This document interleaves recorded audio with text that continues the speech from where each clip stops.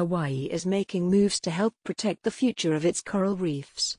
Governor David Ige is expected to sign a bill that passed last week that would ban the sale of certain sunscreens that may damage coral. And in Australia, the government is pledging nearly $380 million to help save the Great Barrier Reef, which has been badly damaged by warming waters. Some scientists say it might be too late to save the reef. Others say there's still hope. See Mark Eakin, Mark Eakin, coordinator of the National Oceanic and Atmospheric Administration's Coral Reef Watch program, is among those in the latter group.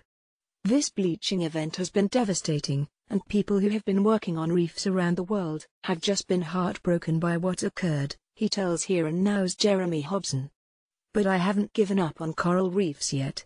On how the Great Barrier Reef is doing at this moment, it's had a couple of bad years. We had huge marine heat waves that hit in 2016 and 2017. In 2016, the Great Barrier Reef lost about 29% of its corals, and in 2017, another 22%. All of this was a part of a global bleaching event that lasted for 3 years from 2014 to 2017, and, as I say, reached all around the world. Climate change has increased water temperatures, and you add to that climate events like El Niños and La Niñas, and the high temperatures are causing the corals to bleach and die. On bleaching actually is when the corals eject the microscopic algae that live inside their tissues. Corals are animals, vegetables and minerals, and these algae that live inside their tissues give them most of their food. And when high temperature stresses them, they eject the algae into the water column. It leaves them injured, starving and clear-looking. And so you're actually seeing right through the tissue into the skeletons. That's bleaching. If it lasts long enough, if it's severe enough, the corals will die. This image shows the same reef in American Samoa before, during and after a coral bleaching event. The Ocean Agency /Excel Catlin Seaview Survey /Richard Vivers on bringing coral back. It's not so much how do you bring them back, it's how do they bring themselves back.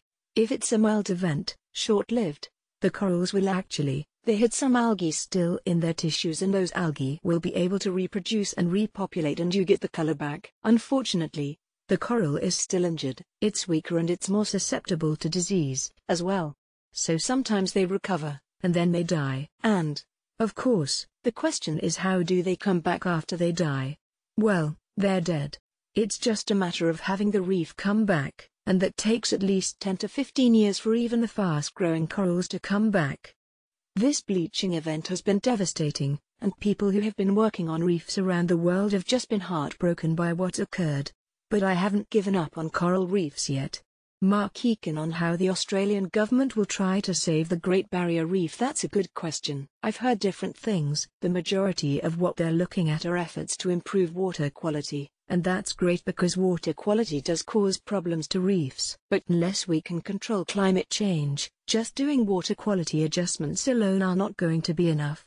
The crown of thorns starfish is a predator that's been naturally occurring on reefs, but there's some evidence that under situations where there are more nutrients, you actually have more starfish. And, right now the reef's in bad enough shape that any of these waves of starfish coming through are going to cause real problems. So, yes, that's another good thing, and going through and getting rid of the starfish as much as they can will help the reef. But, again, that's just a piece of the problem. On the global phenomenon, the Great Barrier Reef is just one of the reefs around the world that is really being affected by climate change at this point. This global bleaching event, and that's why it's important to keep it in mind, that what happened in Australia was part of a global event. We had severe bleaching in Florida in 2014 and 2015.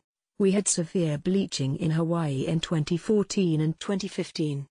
We had bleaching in Guam and the Commonwealth of the Northern Mariana Islands, both U.S. territories, that have actually happened 4 of the last 5 years. So it's all of our coral reefs, and these are amazing places that, you have 1 billion people around the world relying on them for fish.